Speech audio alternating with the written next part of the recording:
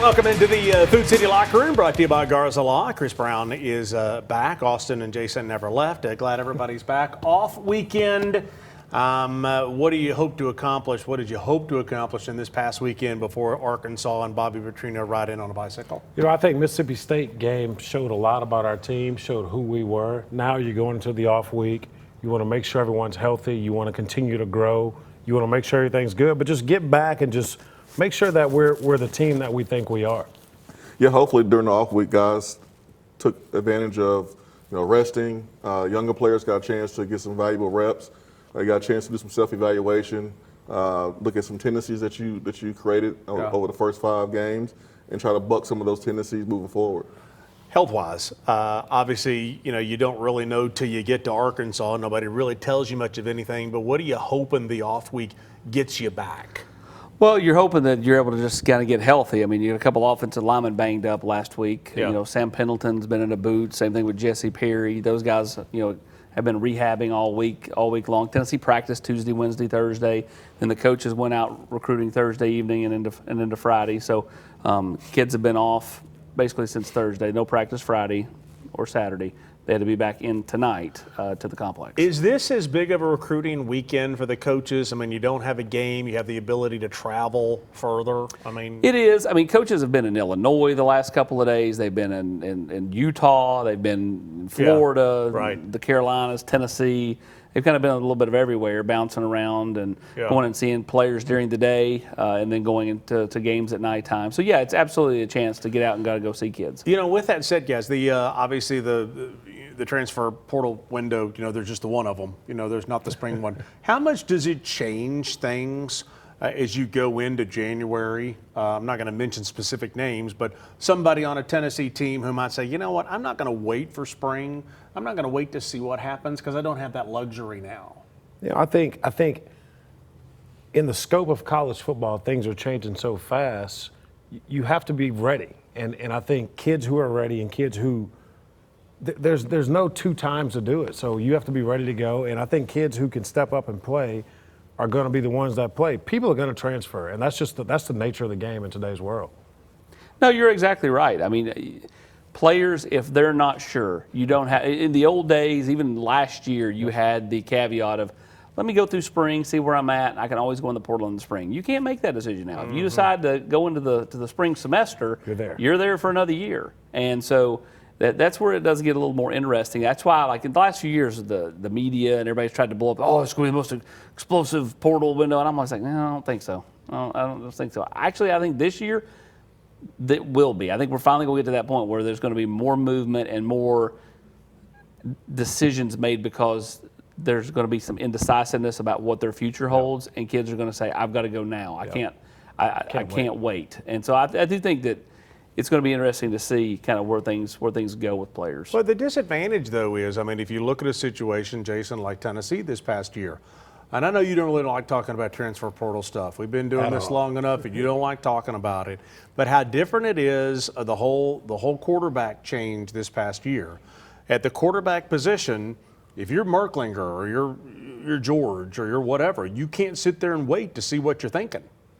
No, last playoff you had guys who played quarterback that kind of waited because they wanted to stay with their team, but they knew they had to leave, like the Penn State backup who's now at Missouri. He tried to wait, but Penn State kept winning. And so eventually he had to leave. But now, there's no waiting. You got to go now and go get your spot. And, the quarterback position, there's only one guy that plays. And so you kind of read the writing on the wall with, the Tennessee quarterback situation and maybe someone leaves. But, at the end of the day, you got to do what's best for you. Let me ask this question in all seriousness because we've talked about this and, it's kind of a part of college football, but you don't really like it. You don't really especially like it.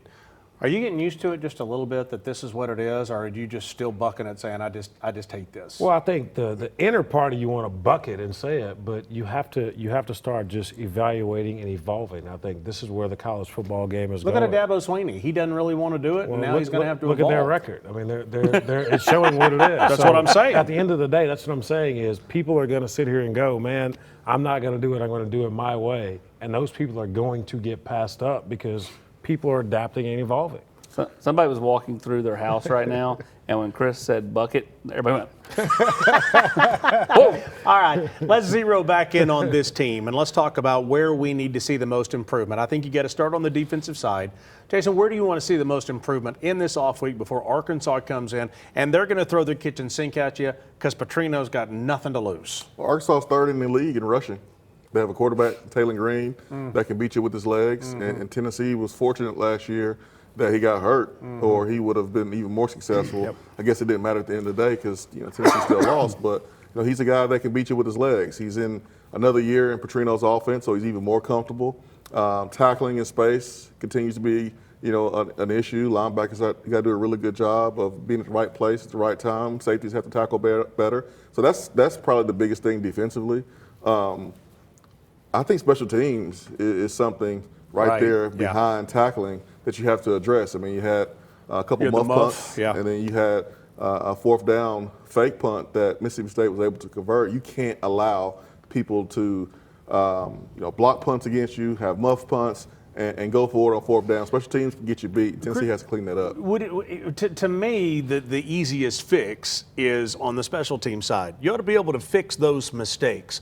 But on the defensive side, let's just say, if you're getting beat right now, you can't exactly fix that and say be a better football player. No, but you can get healthier, right? I mean, if you get David Hobbs back, next week, that goes a huge way to slowing down an Arkansas ground attack because all of a sudden you're deeper in the defensive interior. I've wondered the last few weeks with teams starting to pop runs on Tennessee. And Tennessee did get gashed last week in the first three quarters, but then kind of figured it out in the fourth and overtime only gave up 18 total yards rushing.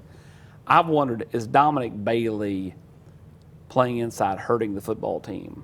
It's a necessity because you're so banged up, but now that Moy's back, you get Hobbs back. If he shifts back to strong side defensive end, how much does that help defending the run? I think potentially it could be a real unlock the lock type thing, a key to Tennessee's success defensively stopping the run. Yeah, I think like Swain said, defensively stopping the run is going to be the key. I mean, Arkansas is going to try to run the ball. I also think Petrino is going to try to open it up. I mean, we know him to throw the ball down the field. He wants to do a lot of splash plays. He runs a lot of crossing routes. I think that's huge. But special teams is huge, man. Eckler was a great special teams coach, and I think we're kind of missing that key thing right there with guys not doing exactly and getting exactly their job done, and it needs to be corrected. We can't have a muffed punt. You can't have stuff like that in big games because it will cost you. So special teams is a thing that I think they need to hone in more and make sure every single thing is dialed in 100%. Arkansas is, I want to say, top 5 in the league in total offense. Yep. So, they're putting up points. They're moving the football. Except for Notre Dame. That was a trap game. They're not doing it in Notre Dame. We know what happened there. Yeah, Bob Petrino's trying to get that Petrino job. was trying to get that job. Well, he got it. Yeah, he knew what was going Like on. a chorus over here. Gotta set it together. All right, let's take a break. When we come back, we're going to switch to the offensive side. We've got a young tight end in studio. We'll visit with him, talk about the offense next on the Food City Locker and brought to you by Garza Law.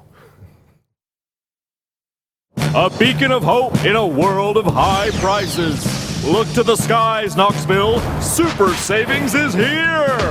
Right now, get 0% APR, 0 down, and 0 payments for 90 days on select models, plus 25,000 miles of complimentary maintenance during our Super Summer Sales event. And don't forget about back-to-school service savings on mobile, pickup, and delivery. Come see the super dealer today at either Ted Russell Ford location. Hi, I'm Laura Ash. I'm a State Farm agent here in West Knoxville.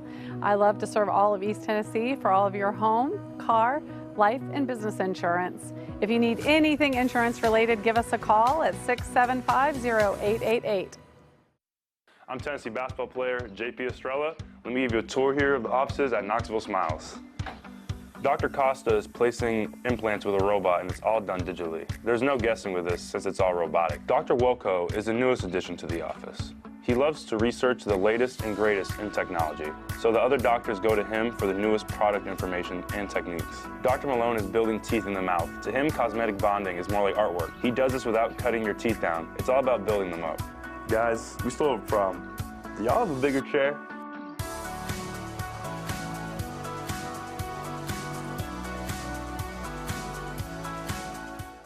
Brought to you by Food City. It's the Ask Coach Heupel Show. Hello, and welcome to Ask Coach Heupel. I'm your host, Josh Heupel. Jim asks, Coach Heupel, got any tailgating tips? Boy, do I. Jim, did you know Food City's gourmet burgers are handmade in-store by a certified butcher? Saturday is almost here. Are you game day ready? This has been Ask Coach Heupel. With me, Coach Heupel. Keep in mind, Food City, your tailgating headquarters, official tailgating headquarters of the Vols. Maybe no game this past weekend. There will be this coming weekend for Arkansas. Place your order online. They will have you ready. Okay, wide receiver position. Let's start right there. How you feeling down there in your position room? I mean, you're tight end. I feel great. I mean, you have your position room good. Oh, real good. You have a guy right now that's being talked about as a Blitnikoff Award, contender, and Chris Brazel's turned his game totally around. He's confident. He's making plays. I mean, I don't think there's a possession, if you're Josh Heupel, that you don't look for number 17. Yeah. The game turned around in a big way in the second quarter when he started making plays. So, yeah, I mean, Mike Matthews had 100 yards. Staley was able to bounce back and had a big play late in the game. So, yeah, the room is good, man. How about the tight end room? You got some experience, you got some youth, you got a nice little mix in your room. Yeah, I think the tight end room is extremely well. I mean, obviously you have Kitzelman, who's been there for a while. I think with the youth that we have, seeing guys like Jack come in and play. Who's in studio. Who's 100% in studio. But just those guys being able to come in and play and being able to block and being able to be involved, it's an evolution of the game. And I think getting those guys involved earlier when you're playing against big teams, you're playing against the Georgias, you got Mississippi State, you got Arkansas coming up. Having a young guy like Jack getting some experience in there, it's only going to make him better for this latter part of the season that we're going to have. You need some other dudes besides Kitzelman, well, because he's getting a lot of reps in. Too many reps. Too many, and so it's time for Jack and some of the other young players and Ethan Davis when he gets healthy. Like Kitzelman needs some Rough Riders by his side. Yeah. How's your position room of the offensive line doing? It's doing great. Why? I mean, like, think about it. I mean, they just keep rolling right along. I mean, like, they've been fantastic all year. And the other night, all you need to know is David Sanders hadn't sniffed the field in 6 weeks. Yep. And there they are down 7 points. Jesse Perry goes down and looked like, I mean, he had been shot by a sniper. And the way they helped him off the field. And he came back. I mean, I was like, I couldn't believe he came back. Because, I mean, when they took him off the field, I'm like, well, he's not coming back anytime soon. But David goes in there, and first play, they pull him from the right tackle spot. And, I mean, he didn't miss a beat. Offensive line continues to play well, and they're blocking it up well. You have to like the overall physicality of the football team. Yeah. I like how physical they are up front on the offensive line. And then the tight ends are physical. I mean, I know we're going to have him out here, but let's go ahead and shout out, Jack Van Dorselaer for the fact that he had one of the key blocks on the 25-yard touchdown run for Deshaun Bishop in overtime. Yeah. Totally opened the hole. You talk about opening the hole. Austin, talk about the evolution of Lance Hurd and how he's grown and developed from what LSU didn't want him. They let him go as a 5-star guy to come here, and obviously last year he struggled a little bit. I thought he wasn't healthy, but just talk about how he's just evolved to be that solid left tackle that we have been waiting on, that we knew he could be. Dropped 30 pounds. Had his grandfather die last year during the season, which was his first grandparent he lost. Rocked him. Then, for the first time in his career, was hurt.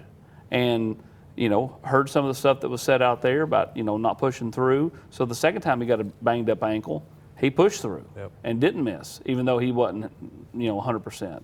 So you're right. I mean, he's playing like a guy who wants to get drafted in the first round. It's a contract year, the big contract. Every year's a contract year for NIL, but it's the big contract year to go to the NFL. So he's playing outstanding. Wendell Moy beside of him is fantastic. So I think Wendell will be beside of him going forward. Wendell's been on the right side with Jesse at right tackle, but if David becomes the right tackle, then Jesse slides to right guard and Wendell slides over beside Lance. Apparently no time for my position room because I've got running back I feel good about. I mean, Starr and Deshaun are playing well. I'm good there.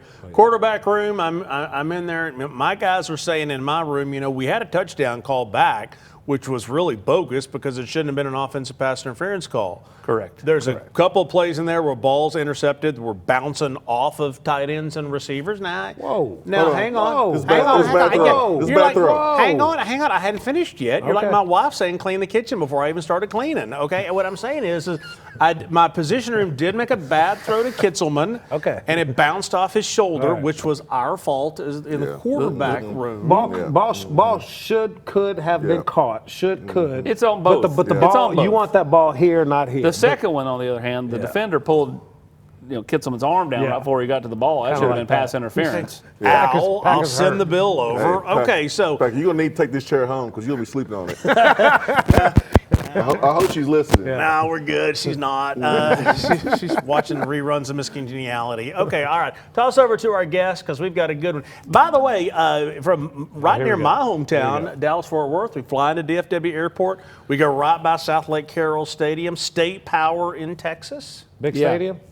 Huge stadium. Huge stadium. Let's bring in Jack Van Dorselaer. And Jack, Mark brought up South Lake Carroll. How did playing for a big perennial power in Texas prepare you to come play in the SEC? Yes, sir. Yeah, I mean, I just think the way that we attack every day, on practice, film, in the weight room, has prepared me for playing college football. And not only that, but the competition that I've gone up against since I was a freshman in high school, blocking SEC defensive linemen in high school since I was a freshman has really prepared me for this moment.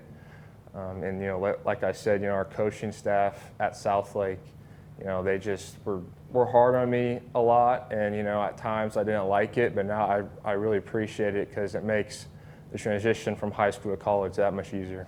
Jack, we do high school football games in Knoxville and do them across the state and have a wonderful time with a great football, but I don't think people here can understand Texas high school football. And South Lake Carroll is perennially one of the best in the state in the biggest classification. You're playing the Euless Trinities of the world, the Houston Cadies of the world, and all those schools. I guess talk to me about just how easy it's made the transition from that level. And it's kind of what Austin said, but just a little bit of just when you got here, did it feel kind of the same of what you dealt with at South Lake? Yes, sir. It definitely did. Like you said, playing Trinity and the Duncanvilles and the DeSotos of the world. Playing likewise talent that I'm playing in the SEC level in high school has really prepared me. And I just think, going forward, just falling back to my training of how I've attacked every day at Southlake, and falling back to that and applying that at the college level is going to prepare me and keep me, going. Yeah. Also, the atmospheres that we played in, a lot of people, will say Georgia ball is better or, Florida ball, but, Texas ball, the atmosphere in Texas is really cool and, Friday Night Lights. And, that atmosphere with the people and the crowd and the fans really prepares you for moments like what I've experienced, versus Mississippi State or, other previous games that I played in. So we've got to take a break, and apparently I asked the exact same question Austin did because all three of them gave me the look and laughed, and so I know these guys, and I know it was the exact same question. So we're going to go to commercial break. Swain's going to come and ask you some good questions. Different questions when we come back. I knew it. What's in that mug? I don't know. Vodka? We'll be right back. Yak.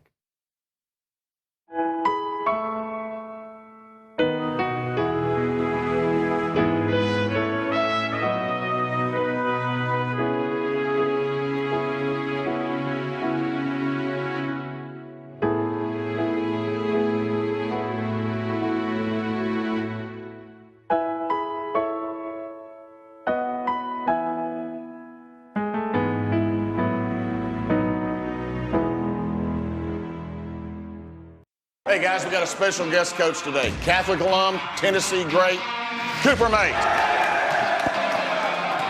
Thanks, Coach. Let's see what your boys got. That's it. Come on. Let's go. Drop. Good, bring it up. Nice work today, man. Y'all hungry? Yeah. We got some Auburn's. Let's eat. Auburn's. Real comfort, real food, real good. More fingers, Mr. Mays? Yes, please. This water makes my hair so dry and brittle. AquaClear can fix that. Jeez, I hate the way my water smells. AquaClear can fix that. No matter how much lotion I use, my skin is always so dry. AquaClear can fix that.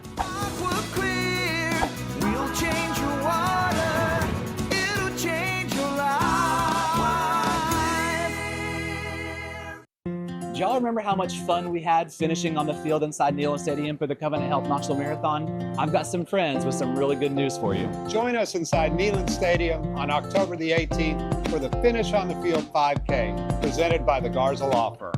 What a great way to start the third Saturday in October. It's the Finish on the Field 5K, presented by the Garza Law Firm. Visit finishonthefieldvk.com for more details. This is a race where everybody wins. Water machine in here anywhere? Time now for the Food City Players Perspective. And by the way, we continue to mention the cool race coming on October the 18th, as you can start and finish in Neyland Stadium. Jason and Jack over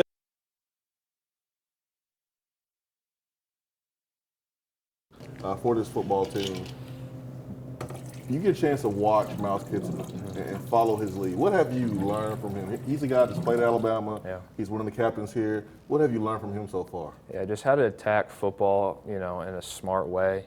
Applying, kind of what you learn in the meeting room to what you take what you learn from the meeting room, put it on the field.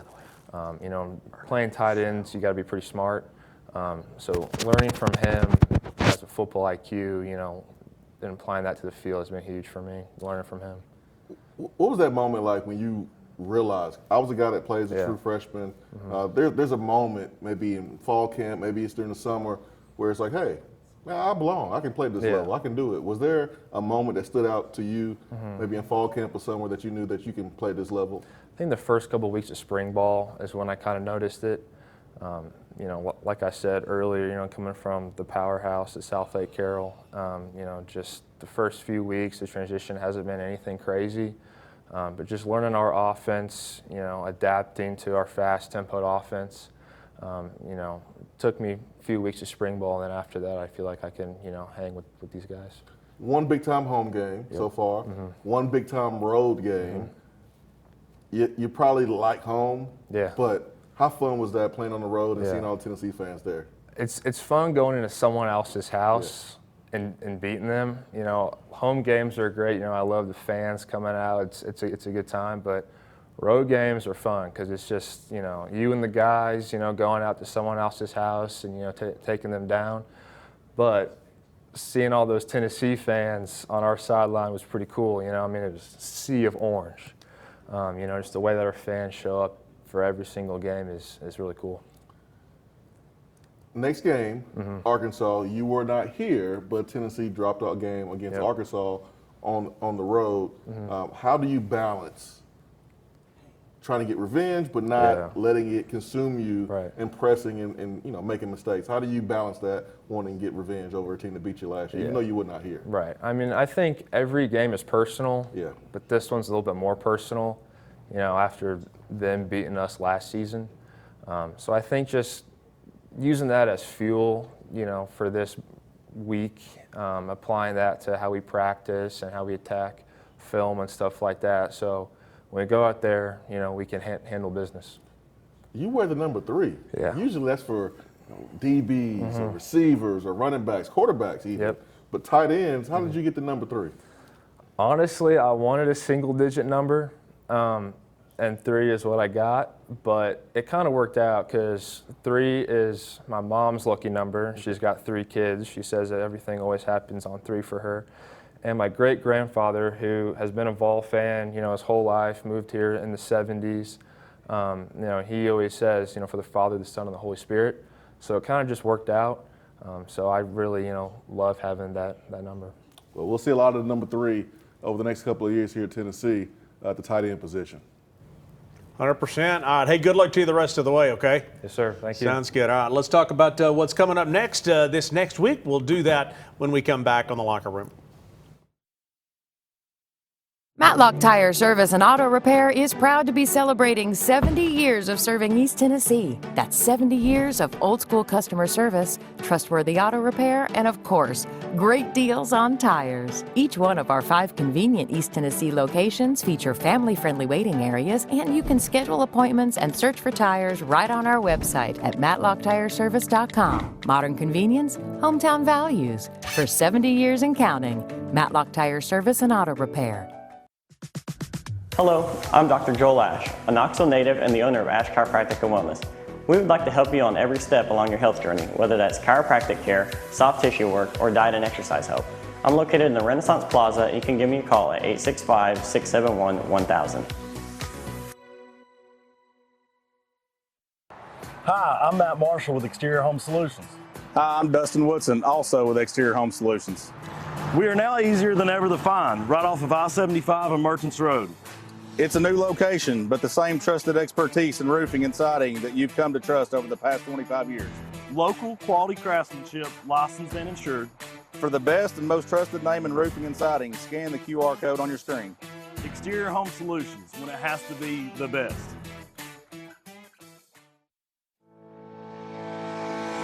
Community banking is about location and much more. It's about family.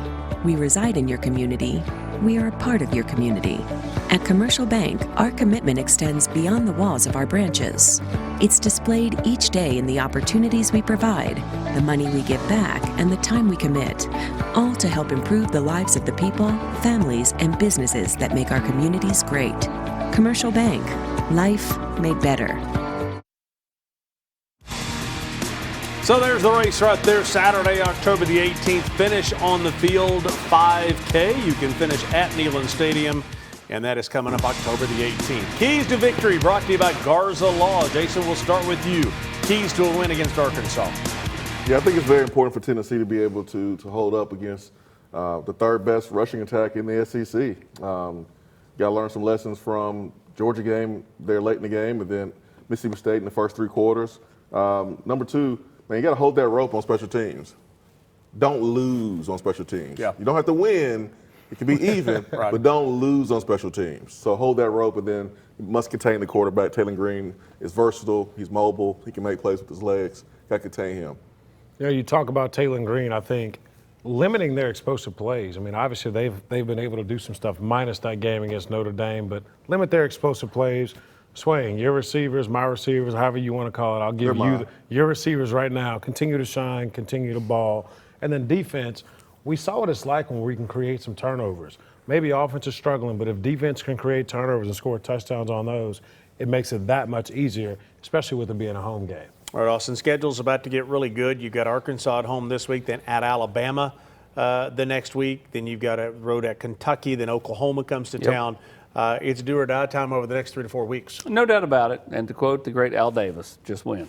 Just win, just win, baby. Just win, I mean, it doesn't matter how it looks, just get wins. Yeah. It doesn't matter who it's against. Like Mississippi State, they don't draw pictures. They don't draw pictures on my scorecard in Golf Packer. A par is a par. It don't matter if How many pars you getting? You know, more than Mark. Did I miss something in our golf experiences together? You know, you win all the games at home. Yeah, and then you split Alabama and Florida and you're in. Yeah, correct. You got to take care of business at home. Yep. I don't count Kentucky, and then do something you've not done since 2003. Win at Florida or at Alabama. And it's pretty simple at this point. Take care of business at home. Mateer, you don't know if he's back. Oh, he'll be back. He playing that game. But how good will he be? Yeah. And with the pass rush playing the way it's playing, you can affect him. Yeah. I mean, the defensive line, man. If these guys can get healthy and play like they played, I mean, they were wreaking havoc. Yeah. And I think that's what we need. Home games, they can wreak even more havoc because they got the crowd behind them. Yep. Anxious to see get the win over Arkansas, and then let's see what happens against Alabama. Yep. Hey, thanks for making us a part of your week. Go Vols this weekend against the Hogs. We will see you next week on The Locker Room.